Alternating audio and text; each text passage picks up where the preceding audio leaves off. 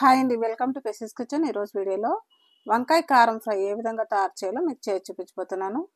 మరి ఈ వంకాయ కారం ఫ్రైని అతి తక్కువ టైంలో ఎంతో ఈజీగా టేస్టీగా తయారు చేసుకోవచ్చండి.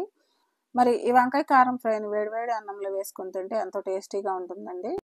మరి ఈ వంకాయ కారం ఫ్రైని ఏ విధంగా తయారు చేయాలో దీని ప్రాసెస్ ఏంటి వీడియోలోకి వెళ్ళి చూసేయండి. ముందుగా స్టవ్ మీద ఒక కడాయి పెట్టుకొని 2 టేబుల్ స్పూన్లు ఎండు కొబ్బరి ముక్కలు, 2 టేబుల్ స్పూన్లు పల్లీలు, 1 టేబుల్ స్పూన్ ధనియాలు, 1/2 టీ స్పూన్ జీలకర్ర, 1 టేబుల్ స్పూన్ నువ్వులు వేసుకోవాలి.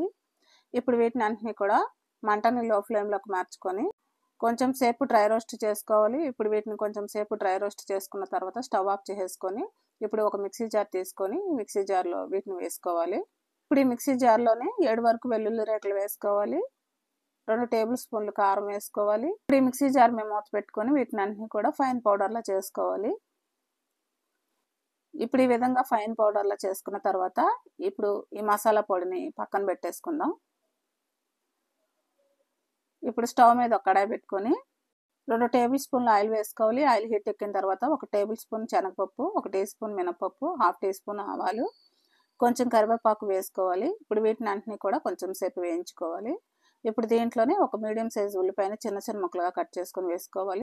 ఇప్పుడు దీంట్లోనే 3 పచ్చిమిరపకాయలు చీలికలుగా కట్ చేసుకొని వేసుకోవాలి. ఇప్పుడు వీటిని అన్నిటిని కూడా కొంచెం సేపు వేయించుకోవాలి.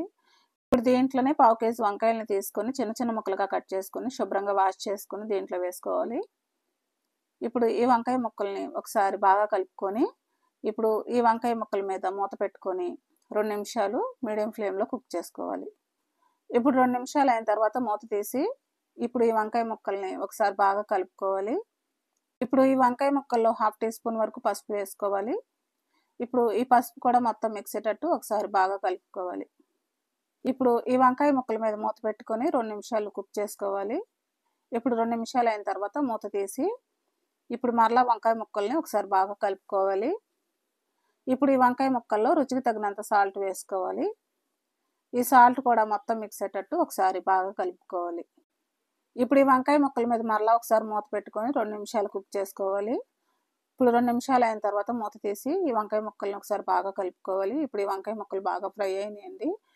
ఇప్పుడు ఈ వంకాయ ఫ్రైలో మనం ముందుగానే మిక్సీ పట్టుకున్న మసాలా పొడిని వేసుకొని ఈ మసాలా పొడి కూడా మొత్తం మిక్స్ అయ్యేటట్టు ఒకసారి బాగా కలుపుకోవాలి.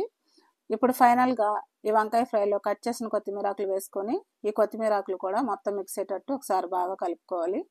అంతేనండి, వంకాయ కారం ఫ్రై రెడీ అయిపోయింది. ఇప్పుడు స్టవ్ ఆఫ్ చేసేసుకొని వంకాయ కారం ఫ్రైని సర్వ్ చేసుకోవడమే.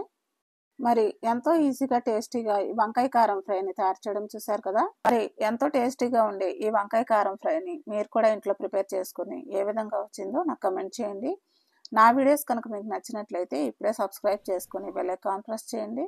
మీ ఫ్రెండ్స్కి రిలేటివ్స్కి షేర్ చేయండి. Thanks for watching.